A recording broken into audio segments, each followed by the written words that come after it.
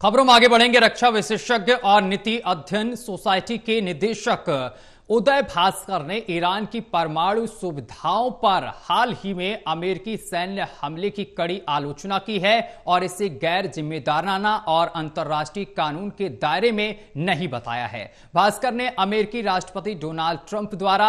आदेशित कार्रवाई की वैधता और वैश्विक निहितार्थों के बारे में भी चिंता जताई है। और क्या कुछ उन्होंने कहा, आइए हम आपको सुनवाते हैं।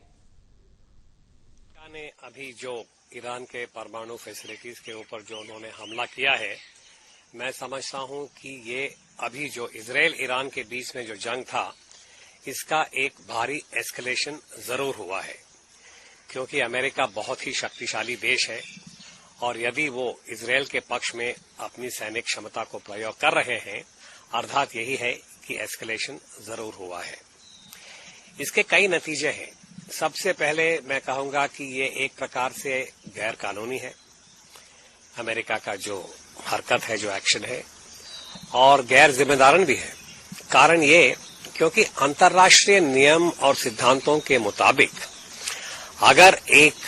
स्टेट जैसे ईरान ने न्यूक्लियर नॉन प्रोलिफरेशन ट्रीटी के ऊपर उन्होंने हस्ताक्षर किया है और उन्होंने कहा कि हम परमाणु हथियार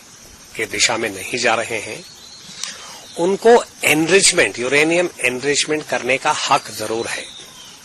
ये दूसरी बात है कि अगर उन्होंने अपना एनरिचमेंट का प्रोग्राम जो है वो किसी दायरे के ऊपर गए हैं, उल्लंघन तो है, पर अर्थात ये नहीं है कि अमेरिका जो शक्तिशाली देश है कि वो अपना सैनिक क्षमता इस प्रकार से प्रयोग करें। तो ये मेरी व्यक्तिगत राय में गैर कानून है। दूसरा, मैं गैर जिम्मेदारन इसलिए कह रहा हूं क्योंकि अगर आप किसी भी देश के परमाणु फैसिलिटीज के ऊपर इस प्रकार का हमला करेंगे, वो भी अंतर्राष्ट्रीय नियम और सिद्धांतों के खिलाफ है,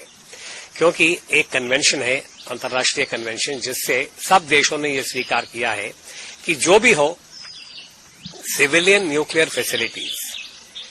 जहां पे इस प्रकार का रेडियो एक्टिव मटेरियल है, उसके ऊपर कोई हमला नहीं होना चाहिए। और हमने रशिया और यूक्रेन के युद्ध में भी यही देखा था कि इस प्रकार का जैसे भी दिशा उस दिशा में जा रहा था, पूरे विश्व में चिंता पैदा हुआ था, क्योंकि रेडियो एक्टिव फॉलआउट हो सकता है। तो अभी ये असेसमेंट का जो समाचार हमारे पास जब आएगा पूरा स्पष्ट तरीके से, औपचारिक रूप से, IAEA या किसी और माध्यम से, कि रेडियो एक्टिव फॉलआउट हुआ है कि नहीं,